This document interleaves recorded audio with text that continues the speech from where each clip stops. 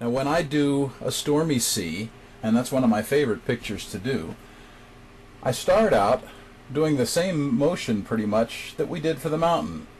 It's pretty much that same up and down motion. And again, remember, we're using the side of the chalk.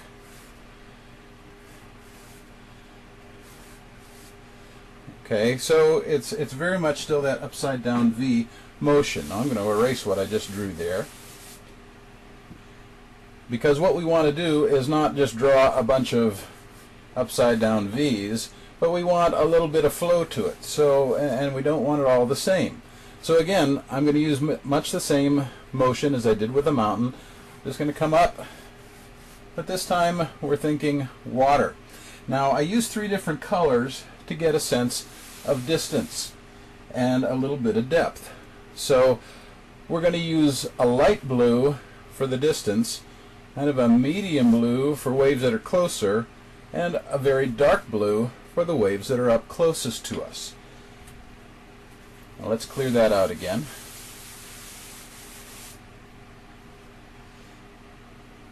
And here's how it goes. It's very simple.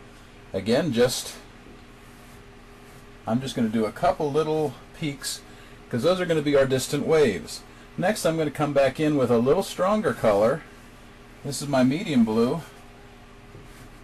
And I may have to come in a couple times because this chalk is very thick, and sometimes it is difficult to lay one color over another. Okay, I'm going to come up and make it look like those other waves are more in the background. Then I'm going to take just a few seconds to smooth out what I've got, get a little bit of substance here. And then I'm going to come in with my darkest blue, and again I'm going to lay it right on top. And the idea is I want to see the different layers of color. I want to see my closest up waves, and then the other waves that are a little lighter in color. Again, they look a little further away, and then finally these light blue ones that are off in the distance. Now, again, when we do waves like this, if you've ever seen the ocean, you know that there's a little bit more going on. When that wind kicks in there and gets those waves going, we get some foam. So I take a little bit of white chalk, and I'm going to do the same thing again, almost like doing the snow caps on a mountain. I'm just going to come in here, but I'm going to be a little bit more free, and I'm going to throw a little bit back in these other waves here.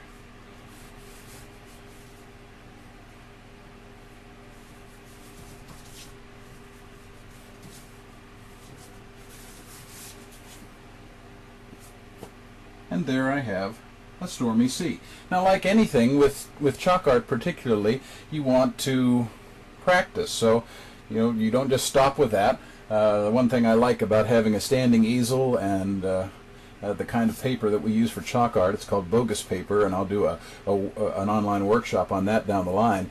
But the nice thing is, I can just erase that with an eraser and go back over it and do it a lot of times. I'm going to do another one right here below, just so you get a feel.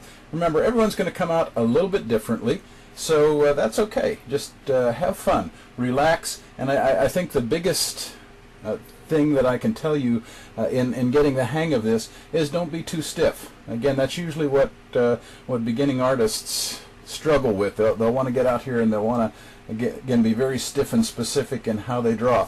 What you need to do is relax and just come in and have a little fun. Just throw in some waves. It doesn't matter if they're perfect or whatever. You're just going to come in here, use the side of the chalk, throw that in. I'm going to come in with another color. There we go. Just throw them in there. Have some fun. Remember, if you've ever seen a stormy sea or even a semi-stormy sea, the waves aren't very orderly. So, if you try to be too orderly with this, you're going to lose the effect. Okay, now. Again, you want to get a few peaks in there. I'm going to come in, just kind of blend a little bit.